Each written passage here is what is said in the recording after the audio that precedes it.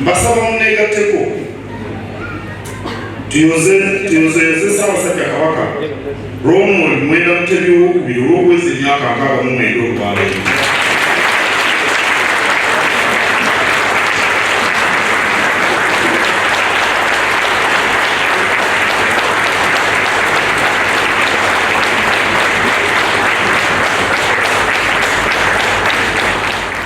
Nga 6 Aprili omwaka guno natereeza Obuganda nti Omuteregga ali mitala w'amayanja era amazaalibwa ge tegamusanze nga bamwekebejja kyokka byonna ebigenda mu maaso abigoberera.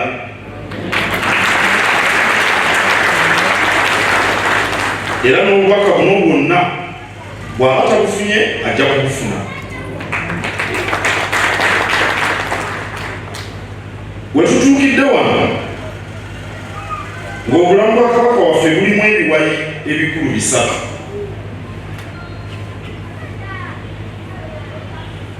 Ekiwayi ky'obulangira okuva 1955 okutuuka 1969,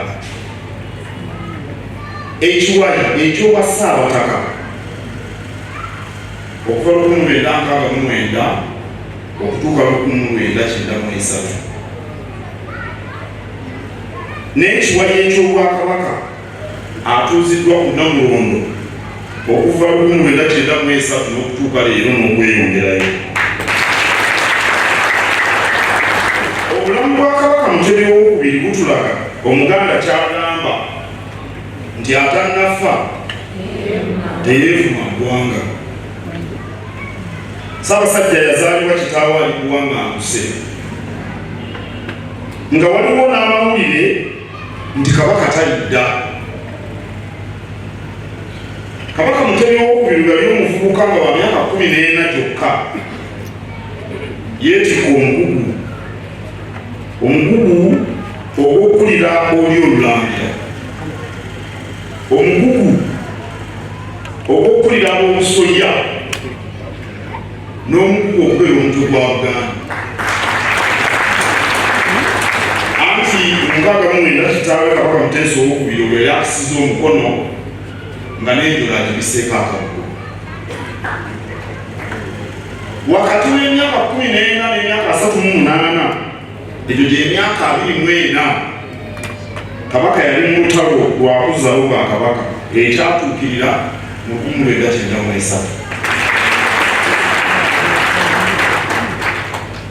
Ekiwayi kino eky'emyaka 31 nga Kabaka ali ku Namulondo akimaze ali ku kaweefube wa kukuza ggwanga ly'e Buganda. Katonda mwebaza kubanga emirimu Kabaka gy'akoze nawe mumugyogedde mu byobulamu, mu byenjigiriza, mu kutumbula abavubuka, mu kulwanyisa obwavu, mu kuzimba emikago n'okuyitimusa ekitiibwa kya Buganda. Byonna ndoza tubirawo, era oba oli awo tuyinza okugamba nti tuli yaddeyaddeko.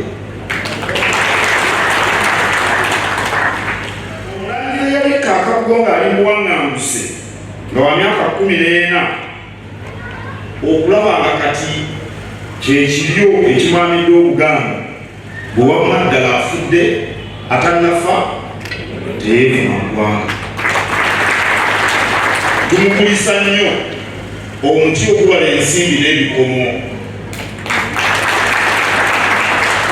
Bassakajoba Kabaka Muteesa Omulerebirye yafuga Obuganda ne bugaggawala nnyo, obusuubuzi ne buba bw'amaanyi, abantu ne bafuna ebintu bingi n'ebintu byali batalabangako nga babijja eri Zanzibar ne Dar es Salaam.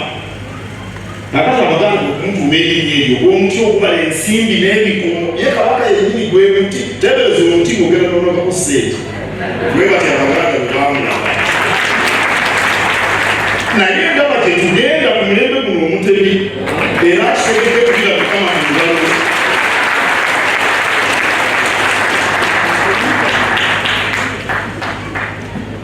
Naye basabye maama n'abagenzi n'abaana b'engoma okubeera omutanda waffe. nebaza baganda ba Kabaka banyina ne baganda be webaliwa nabo olulangira bonna twebaza olwa byonna bye mukola ebiyamba nyinimu okutuukiriza obuvunaanyizibwabo. Nze ndowooza nti Kabaka bw'ayogerako ne Nnaalinnya Kagere oba Nnaalinnya Dina Kigga oba Omulangira Daudi Goloba kyawukanako ne bwayogera n'Oweekitiibwa Mariam oba Oweekitiibwa Kakomo bano baganda wali baddeko awo nga okooye n'oyogerako ne muganda wo ne bw'oba osanyuse n'oyogerako ne muganda wo tubeebaza nnyo tubeebaza. Ate baganda ba Beene ne bannyina abaamulaba okuva obuntu okutuuka leero bakoze kinene okumugumya mu kusoomozebwa kwonna kwayiseemu okutuuka leero tubeebaza nnyo.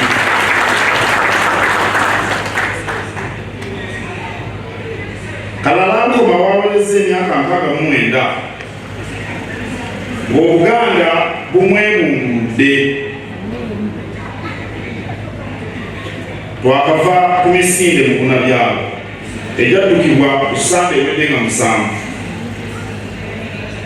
Ennaku ezaakulembera emisinde twalaba abantu ab'endowooza ez'enjawulo nga bajja Mengo. Twalaba abantu abasoma eddiini ez'enjawulo nga nabo batwegasseeko. Twalaba abato, twalaba abakulu, twalaba n'abakadde, twalaba n'amaka. Ndowooza ensonga ya Buganda Ssemasonga ey'okutaano ey'obumu esinga kweyolekera ku mazaalibwa ga Sseggwanga. Mbakoowoola baganda bange ne bannyinaze tunyweze obumu nga kyukyuke kabonero ak'okwegatta okwo. Tewali kigenda kutulema kuwangula nga tuli kitole. Bwentyo neebaza mwenna aboolesa omwoyo gwa Buganda ogutafa. Neebaza bannamikago baffe mbogeddeko abamu abategeera obukulu bw'olunaku luno ate abategeera nti Kabaka aliko amasannyalaze. Atawulira masannyalaze ga Kabaka obusimu bulwadde naye Yesu anaabuvumula.